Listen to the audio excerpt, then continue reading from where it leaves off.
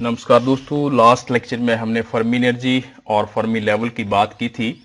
Of electrons in electron gas. आज हम उसी को एक्सटेंड करेंगे and we will calculate the average energy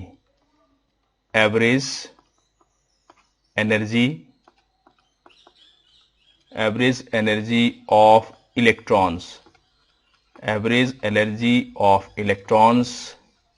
at 0 degree Kelvin in metals में जो फ्री इलेक्ट्रॉन्स होते हैं वो रेंडमली मूव करते हैं डिफरेंट डायरेक्शंस के अंदर और वैसे ही मूव करते हैं जैसे किसी गैस के मॉलिक्यूल्स होते हैं, क्योंकि वो जितने भी इलेक्ट्रॉन्स हैं उन इलेक्ट्रॉन्स की डिफरेंट एनर्जी होती है। हर एक इलेक्ट्रॉन की डिफरेंट एनर्जी होती है। तो हम ऑन एवरेज बात करना चाहें कि एवरेज एनर्जी कितनी होती है तो उस चीज को हम कैलकुलेट करने की कोशिश करेंगे। मान लीजिए हमारे पास द नंबर ऑफ इलेक्ट्रॉन्स, वो नंबर ऑफ इलेक्ट्रॉन्स जिनकी एनर्जी E और E प्लस DE इंटरवल के अंदर लाई करती है, उनका जो नंबर है उसको फाइंड आउट करने के लिए ऑलरेडी हमने एक्सप्रेशन ड्राइव किया था और इसको हम ऐसे लिखते हैं NEDE, that is the number of electrons lying in the interval E to E plus DE, और ये एक्सप्रेशन था 8/√2 pi bm, that is the mass of electron raise to power 3/2 upon h³। h Planck's constant है और साथ में E raise to power 1/2 DE upon E raise to power E minus EF। EF जो है it is the Fermi energy upon KT, K is the Boltzmann constant plus 1। ये expression हमने जो है वो ड्राइव किया था और इसको हम नंबर ऑफ इलेक्ट्रॉन्स कहते हैं जो लाई करते हैं E और DE के बीच में। हम यहाँ पे एक ऑक्यूपेशन इंडेक्स हमने डिफाइन किया था, ऑक्यूपेशन इंडेक्स,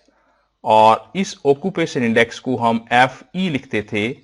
और इस FE का जो एक्सप्रेशन है 1/E raise to power E minus EF upon KT plus 1। ये जो फंक्शन है यहां से इसको हम FE कहते हैं। तो ये जो एक्सप्रेशन है इसको हम ऐसे लिख सकते हैं 8/√2 pi bm raise to power 3/2, ये वाला एक्सप्रेशन सेम,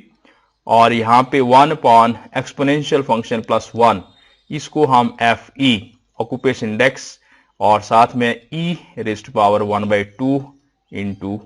DE ऐसे जो है वो लिख सकते हैं। यदि मान लीजिए हम टोटल एनर्जी निकालना चाहें, टोटल एनर्जी, जब हम टोटल एनर्जी फाइंड आउट करना चाहेंगे, सपोज इसको हम E0 लिखते हैं, तो इस एक्सप्रेशन को यदि इंटीग्रेट कर दिया जाए with in the limit 0 to infinity, तो जितने भी इलेक्ट्रॉन्स हैं उनकी एनर्जी आ जाएगी E और साथ में number of electrons that is NE into DE। तो ये जो इंटीग्रेशन है 0 से लेकर के इन्फिनिटी तक, E energy into NE into DE, it will give the total energy of the electrons. और ये NEDE, ये ऊपर वाला एक्सप्रेशन जो है ये NEDE का एक्सप्रेशन है। इस वैल्यू को यहां पे पुट कर दिया जाए तो यहां से ये कांस्टेंट आ जाएगा 8/√2 pi bm raise to power 3/2 और ये आ गया h³। ये कांस्टेंट था और यहां इंटीग्रेशन 0 to infinity, यहां पे E है तो ये E जो है वो इसके साथ मल्टीप्लाई हो जाएगा, E इंटू 1/2, ये हो जाएगा E 3/2, साथ में FE और साथ में DE। अब इस एक्सप्रेशन को यदि हम फर्दर जो है वो एक्सपेंड करना चाहें तो हमारे पास, जैसा हम जानते हैं कि at T is equal to 0 Kelvin at absolute temperature, ये जो ऑक्यूपेशन इंडेक्स है FE, इसकी जो वैल्यूज है it is equal two plus 1 के बराबर होता है यदि एनर्जी जो है फर्मी एनर्जी से कम हो, और ये 0 होता है यदि एनर्जी जो है वो फर्मी एनर्जी से ज्यादा हो। तो यदि आप फर्मी एनर्जी से ज्यादा की बात करना चाह रहे हैं तो उस केस में ये जीरो हो जाएगा, तो ये सारे का सारा एक्सप्रेशन जो है वो जीरो हो जाएगा। मगर जब हम फर्मी एनर्जी से कम एनर्जी की बात करना चाहें, मींस एट एब्सोल्यूट टेम्परेचर की बात करना चाहें, तो ये वाली जो एप्लीकेशन है, फर्स्ट पार्ट जो है, यही इसके लिए जो है वो एप्लीकेबल होगा। तो यदि हम इस रिजल्ट को यहां पे यूज करते हैं तो हमारे पास जो टोटल एनर्जी का एक्सप्रेशन हो जाएगा, it is E not, it is equal to 8√2 pi B M raised to power 3/2 और यहां पे एच क्यूब, ये तो एज इट इज आ जाएगा, इंटीग्रेशन 0 टू जो इन्फिनिटी था, क्योंकि हम फर्स्ट वाली इंटीग्रेशन इस्तेमाल करेंगे तो यहां पे जो एनर्जी होगी वो 0 से लेकर के EF तक होगी, नॉट अप टू इन्फिनिटी। तो लिमिट हम चेंज कर रहे हैं 0 टू EF, क्योंकि हम फर्स्ट कंडीशन अप्लाई कर रहे हैं, और यहां पे हो जाएगा e रेज़्ड टू पावर 3/2 और इस FE की जो वैल्यू है ये 1 आ जाएगी, तो ये 1 हो गया, तो यहां पे रह गया हमारे पास DE। अब हम इसको यदि इंटीग्रेट करेंगे तो ये होगा 8√2 pi B M raised to power 3/2 upon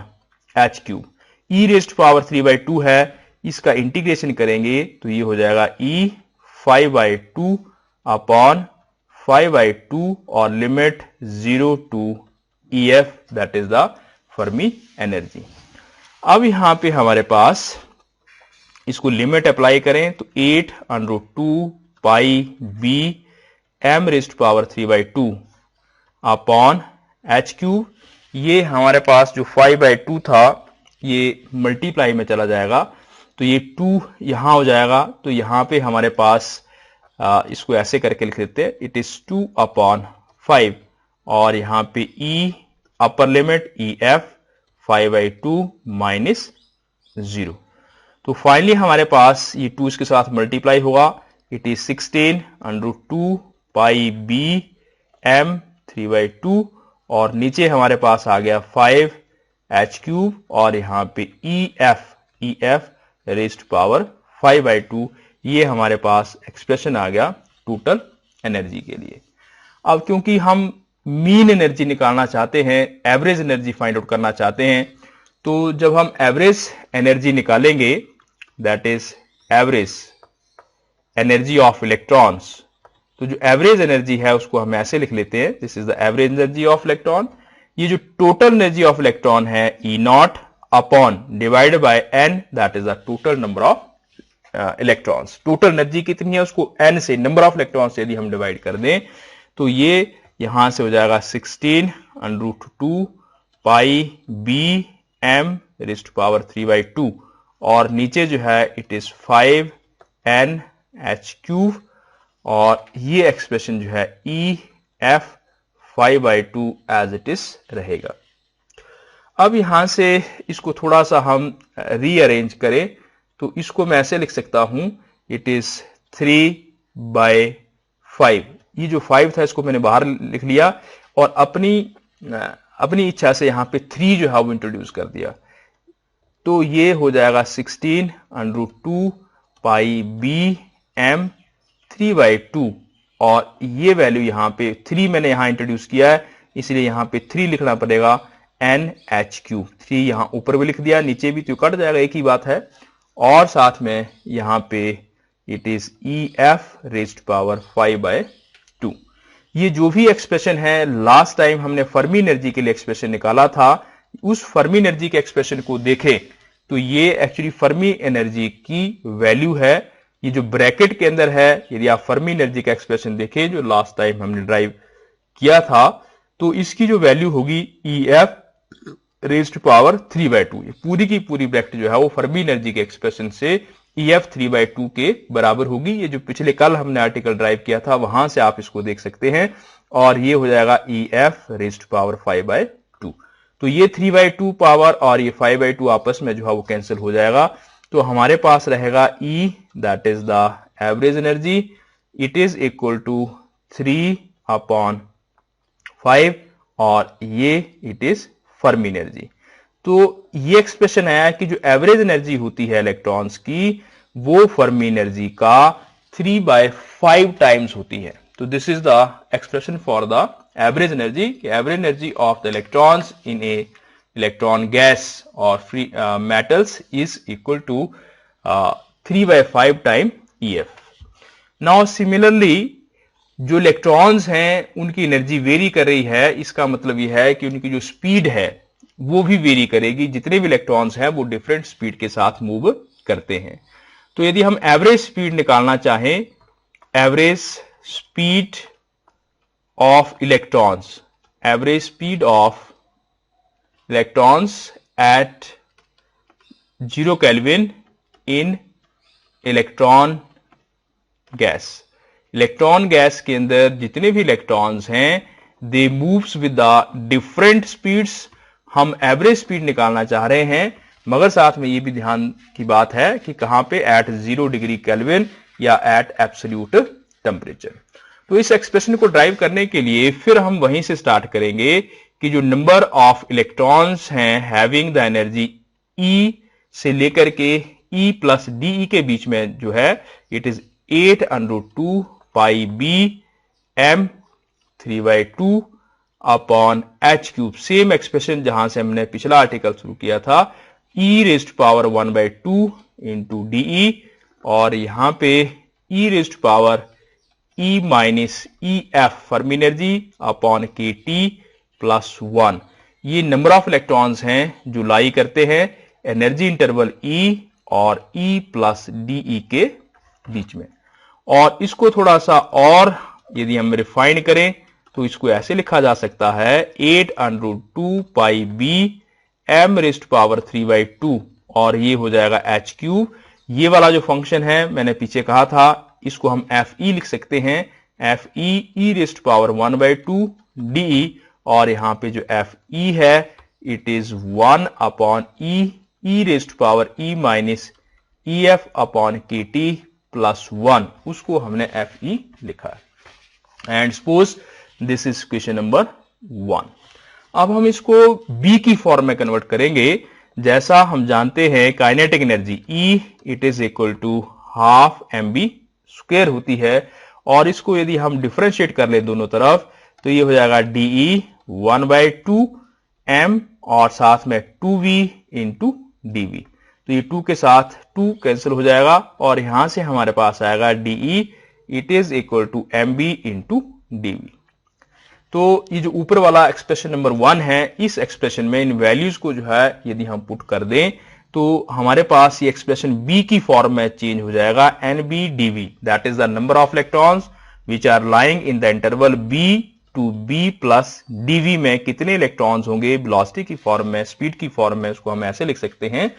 और यहां से हमारे पास इस एक्सप्रेशन को यदि हम कन्वर्ट करके लिखते हैं तो ये हो जाएगा हमारे पास, ये है 8√2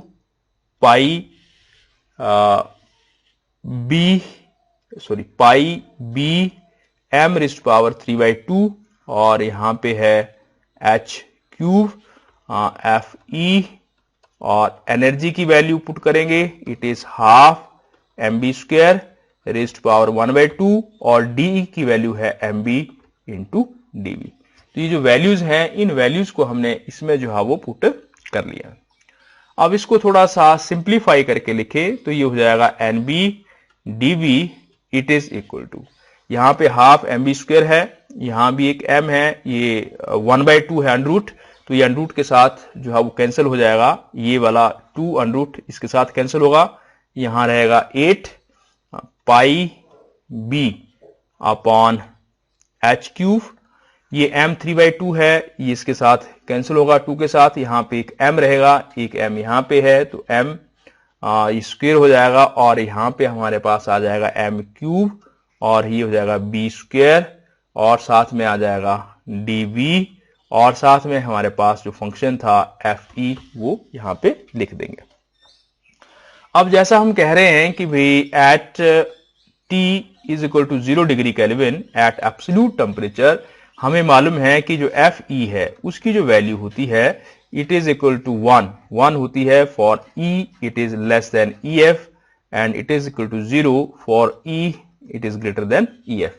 तो क्योंकि लेस देन EF से के लिए तो 1 होती है, मगर ज्यादा के लिए 0 हो जाती है, तो ये 0 वाली वैल्यू तो कैलकुलेट करने की जरूरत नहीं है। जब हम पुट करेंगे यहाँ पे तो ऑटोमेटिकली 0 हो जाएगी। तो जब हम ये वाली कंडीशन जो है वो पुट करेंगे, फर्मी एनर्जी से नीचे की एनर्जी की जब हम बात करेंगे, तो उस केस में Fe की वैल्यू 1 हो जाएगी। तो हमारे पास NB/dV that is the number of electron, ये हो जाएगा 8πb upon h³, it is m³v² into dV and suppose it is question number 2। अब हम इसको थोड़ा सा और सिंप्लीफाई करेंगे। लास्ट टाइम जो हमने फर्मी एनर्जी के लिए एक्सप्रेशन ड्राइव किया था, फर्मी एनर्जी का जो एक्सप्रेशन था, it was EF equal to h² upon 2m, और यहां था हमारे पास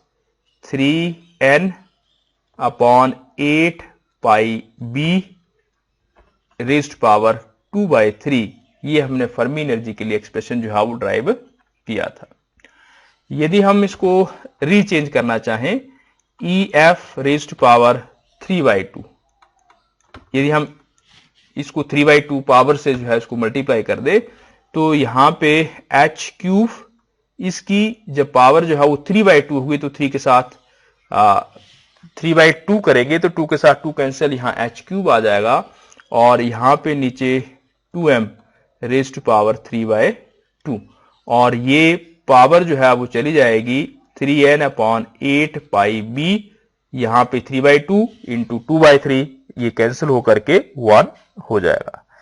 अब यहां से इसको यदि हम रीअरेंज करें तो और ये वैल्यू निकालें कि 8πb अपॉन h³, 8πb ये और h³ ये, इसको हम दूसरी तरफ ले गए, बाकी जो टर्म रही इसको इस तरफ लेके आए, तो यहां पे रहेगा 3n upon 2m EF raised power 3/2। तो ये हमारे पास जो वैल्यू है, इसमें जो EF लिखा है Fermi energy, it is equal to half mBF², Fermi velocity के साथ। अब हम इसको थोड़ा सा और रिफाइन करें, तो ये एक्सप्रेशन हमारे पास ऐसे आएगा 8πb upon h³, it is equal to 3n upon ये है 2m Fermi energy 1/2mBF² raised power 3/2, और फाइनली ये हो जाएगा 3n अपॉन ये 2 के साथ 2 कैंसिल, और ये m² होगा, यहां से इसको हटाएंगे तो ये हो जाएगा m³ और ये हो जाएगा BF³।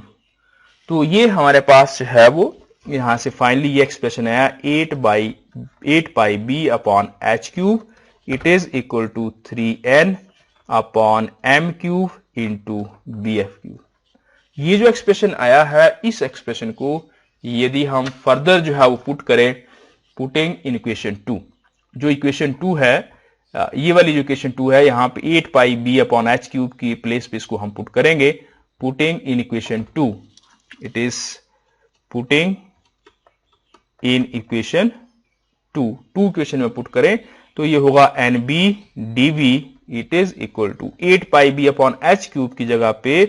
इक्वेशन 2 में हम ये पुट कर देंगे 3n upon m³ it is BF³, और साथ में यहां हमारे पास था m³ B² dV। ये m³ जो है इस m³ के साथ कैंसिल हो जाएगा, और हमारे पास रहेगा it is NB/dV it is equal to 3n upon BF³ into B² into dV, और यहां पे जो B है वेलोसिटी है, it is less than the Fermi velocity. हम यहां से एवरेज स्पीड ऑफ इलेक्ट्रॉन्स, यदि हम एवरेज स्पीड ऑफ इलेक्ट्रॉन निकालना चाहें, तो जो एवरेज स्पीड ऑफ इलेक्ट्रॉन होगी उसको हम ऐसे लिख सकते हैं, जो टोटल स्पीड होगी उसको n से डिवाइड कर देंगे, means 1/n and 0 to infinity b it is NB into dV। तो ये जो NB इंटू dV एक्सप्रेशन निकाला है, इसको b से यदि मल्टीप्लाई कर दिया जाए और इंटीग्रेट किया जाए 0 से इंफिनिटी, तो ये टोटल स्पीड का सम आ जाएगा, और उसको n से डिवाइड कर दिया जाए नंबर ऑफ इलेक्ट्रॉन से, तो ये हमें जो है वो एवरेज दे देगा। अब यहां से इस एवरेज को निकालने के लिए इसको हम ऐसे लिख सकते हैं कि b that is the average speed it is equal to यहां पर 1/n ऑफ 0 to bf, क्योंकि हम सिर्फ फर्मी वेलोसिटी से नीचे की बात कर रहे हैं इसलिए लिमिट चेंज हो जाएगी 0 to bf। ये हो गया b इंटू यहां पर जो NBdV है उसका जो एक्सप्रेशन हमने निकाला है वो है 3n अपॉन bf स्क्वायर और साथ में b स्क्वायर इंटू dv। अब हम इसको इंटीग्रेट करेंगे, ये n इस n के साथ कैंसिल हो जाएगा, 3 बाहर आ जाएगा, bf जो स्क्वायर है या bf स्क्वायर नहीं bf क्यूब है, bf क्यूब है, ये टर्म भी हमारे पास बाहर आ जाएगी। यहां रहेगा 0 to bf और ये b स्क्वायर और b ये हो जाएगा b क्यूब इंटू dv जिसको हमने इंटीग्रेट करना है। अब ये हो जाएगा हमारे पास, यहां लिखते हैं it is 3 upon bf cube, इसको जब आप इंटीग्रेट करेंगे ये हुआ b4 upon 4 limit 0 to bf और यहां पे जब हम लिमिट अप्लाई करेंगे तो ये होगा 3 अपॉन bf क्यूब और ये 4 है इसको बाहर निकाल लेते हैं 4, ये हो जाएगा bf4 माइनस 0।